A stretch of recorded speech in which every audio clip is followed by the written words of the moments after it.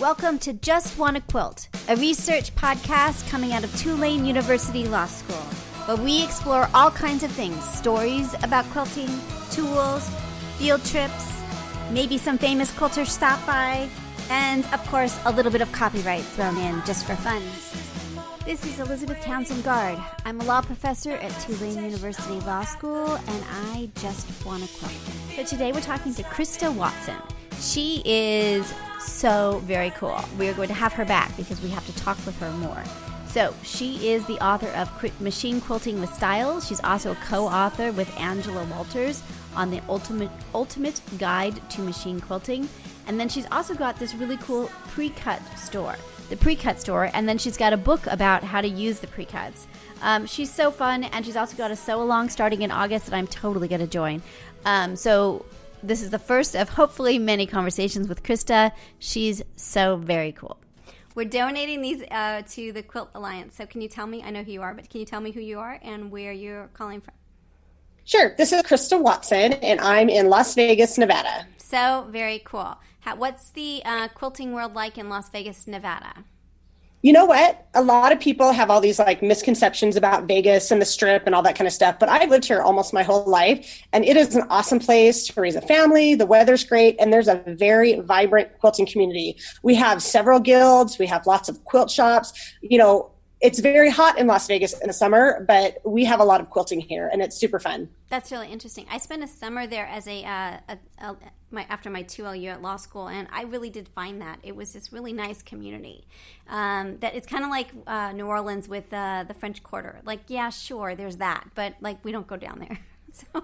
Exactly. We're oh yeah, that strip thing. Oh yeah, I can kind of see, when I live on the edge of the valley, kind of near the mountains in the desert. People don't realize, yes, there's desert out here. And I have these gorgeous views when I climb up mountains and hills when I'm running. And I have these gorgeous views of the strip. So it makes a great skyline. But yeah I don't really do that very often. Yeah. So tell me your first memory of someone sewing or quilting in your life. Well, my earliest memories are my mom, because my mom has always been a very avid seamstress. And so she was always making clothes for me. She made my prom dresses. And the funny thing is she always wanted to get me into sewing, but I don't like to sew what I call 3D objects. I don't like sewing clothing. I don't like making bags, that kind of thing. Yeah. So it never appealed to me. But later when I got into quilting, she had never quilted. So she tried to turn me on to sewing, which got me interested. But then I got her into quilting. So it kind of worked out really well. That's amazing. And so what's your favorite part of quilting? Well, my favorite part of making the quilt is the machine quilting. That's kind of more what I'm known for. Yeah. I do on just a regular sewing machine.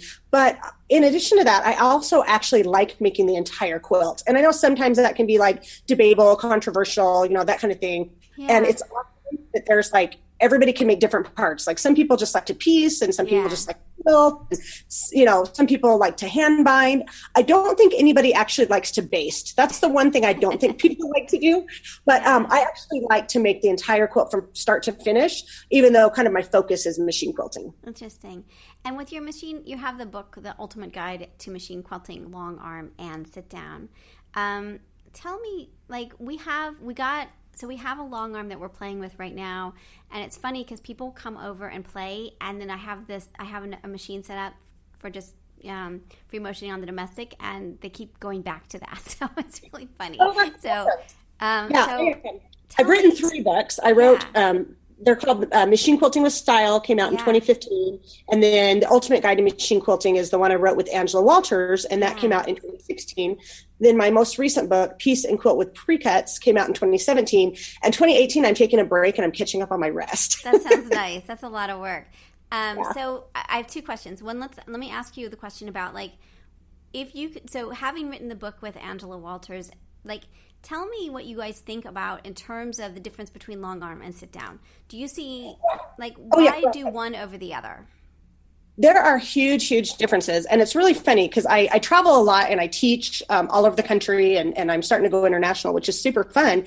And I'm out there to kind of dispel some of the myths. So first of all, long arm quilting and domestic machine quilting are completely different animals. Yeah. Yes, absolutely do a lot of the same designs on both, but the approach is completely different. And every now and then I'll get some people like, shops that have long arm machines, and they'll be like, oh, can you come teach in our shop? Because we'd love to have you. And I have to say, do you have domestic machines? And like, oh, no, but you can just teach long arming too, right? And I'm like, no, that is not my wheelhouse. Now, Angela's amazing because she's somebody that I call who is quilt ambidextrous. Like they can quilt on a long arm and a domestic machine, but I cannot. I can only quilt on a domestic machine because it's a different body movement. If you're quilting on a domestic, you're shoving and squishing the fabric under the quilt or under the machine. Whereas on a long arm, the quilt is stationary and you're moving the machine. And again, it's a totally different skill set. It's a totally different muscle memory. I cannot long arm to save my life. And so I just don't have that skill. It feels like, so we were doing this yesterday. We did it for about 4 hours. One of the people, we call them the quilting army. So one of our members, Becky, came over and we were playing, and it was like we could do certain things on the long arm then we couldn't do. And then we couldn't do the stuff that we could do on the domestic. It was this weird, it almost felt like it was a different language. It felt really, really interestingly weird to keep going back and forth. And the awesome thing about having both is that like there's something for everyone. So what I always tell students in my class is I say, try domestic machine quilting. If you don't like it, that's okay. You can still be my friend. I'll still cheer you on. And also try long arm quilting, because some people are going to naturally gravitate towards one or the other, whereas some people can do both. Like I said, Angela can go back and forth. She can do both. I have some other friends that can do both, but other people like me can really only do one or the other. And you're really not going to know unless you try. Yeah. And so the biggest thing I always say, try it out, see what you like. Maybe you like, maybe you like it and maybe you don't, but whatever, you're never going to know till you try, basically. So interesting, isn't it? Really interesting. Yeah. So tell me about the Precut Store and how that started. Okay, let's see. I'll try to condense this down. So I've been quilting now for about 24, 25 years. I started in college, like right after I got married, and I was studying business in college. I have my degree in business. And at the time I knew, like I got into quilting, I think a year into college. So pretty early on. And as soon as I got into quilting, I thought, oh my gosh, this is like what I want to do the rest of my life. I want this to be my job. I want this to be my business. So it's really been a couple of decade long journey for me, like figuring out how to make quilting my business and support a family on it, which fortunately we've been supporting our family now full time for about 12 years. Wow.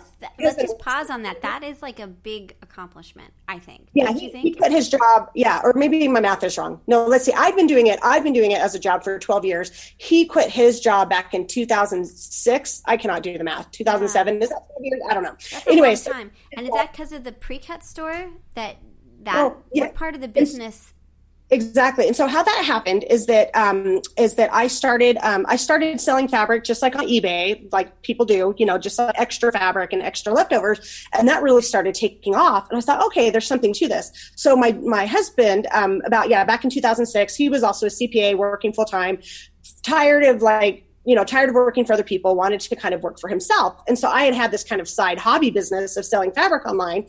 And he said, why don't I quit and stay home? And why don't we do this together as like a real thing? And so we looked at it, both of us kind of being accountants at the time, crunch numbers. That's really important. That's an important part of this story because not everyone can do it. Right. Yeah. And then the crash of 2008 happened, which put a lot of people out of business. We kind of held on by a shoestring. And then it was a little bit after that we decided, it was actually my husband because he's really smart. So we'd been selling fabric. We had our own website. We had the whole thing. And then I realized the problem with that if anybody who's ever worked in a quilt shop knows, when you're selling fabric and cutting orders and stuff, you don't have time to sew.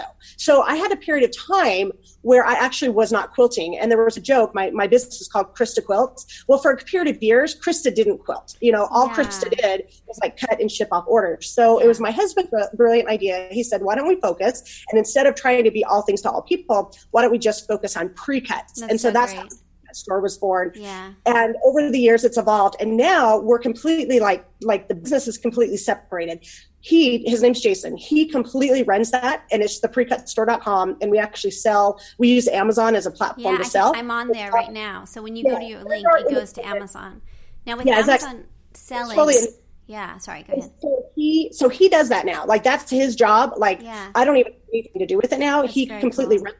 Well, I would love to interview him sometime because we've been talking to people who run Amazon stores, and there's so much to it. It's really interesting. Like people. Oh yeah, that'd be super fun. Yeah, Yeah, that'd be great. super fun. I'd love it. Yeah, and so he did that, and so that basically allowed me to now do what I want to do: the sewing, the teaching, the writing books, the traveling, the fabric design is kind of my latest thing. So anyway, what I always tell people is that like it takes 10 years to be an overnight success. Totally. That's my other, right? We have this other business that's totally the same way. It's so weird, right?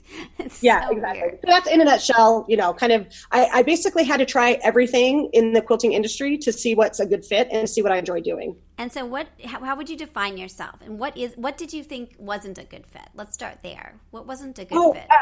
Okay. Being a shop owner, like in the beginning, it was really, really fun to sell fabric, but it was awful. Like I started getting jealous because I would ship all these orders to people and like, it was for quilts they were making and I wasn't making them. So I was touching and fondling fabric, but I was like, wait, I'm not sewing. So I decided I am not cut out to be a shop owner, but it was really right up my husband's alley. So that's how he decided that that's his fit. He's good for that. But I want to quilt. Like I want to, hey, I just want, right? Exactly. Imagine that. Exactly. That's the name. Right. Exactly. I totally get it. Yeah. So I want to learn a little bit about how you write books and then also how you make fabric. Can we talk a little bit about the creative process on those? Okay, yeah, absolutely. So when I first started with my business, 20 years ago, I knew I wanted to write books, but I knew I didn't have the skill set and I knew I didn't have the following and I didn't have the name recognition. So it took a long time to kind of get to that point.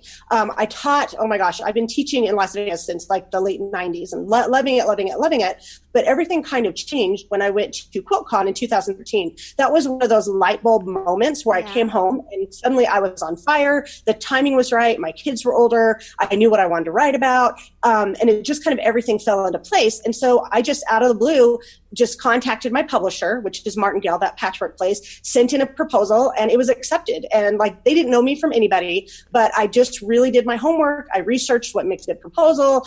I dotted my I's, I crossed my T's. I was very thorough and they were very pleased with it. And they kind of came back to me and they said, yeah, this is one of the best ideas and best proposals that we've had.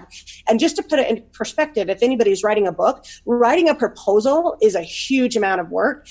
And in fact, my first book, I think, is somewhere around 112 pages. The proposal itself was 40 pages. So it was almost half the thing. So just, not just like, oh, I want to write a book. It took me 6 months to write the proposal and then about another 8 or 9 months to write the book and make all the quilts for the first book.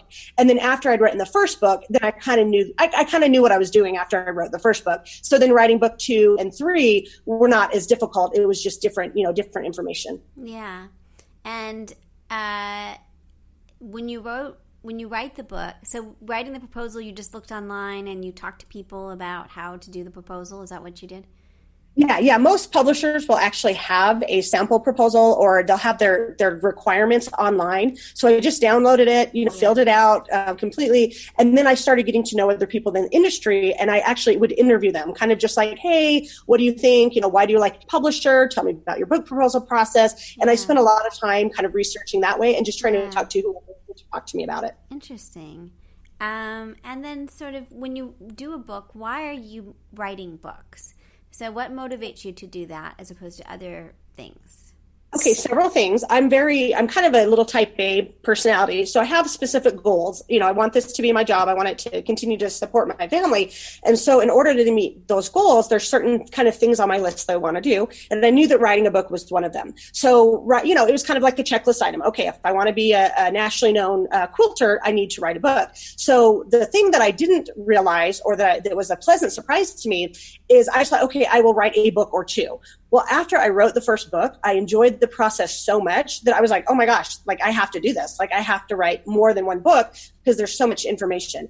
One thing, a lot of people know you don't really make a lot of money when you write a book because you have royalties and you can sell the book yourself. And like when I travel and teach, I can sell the book to my students and things like that.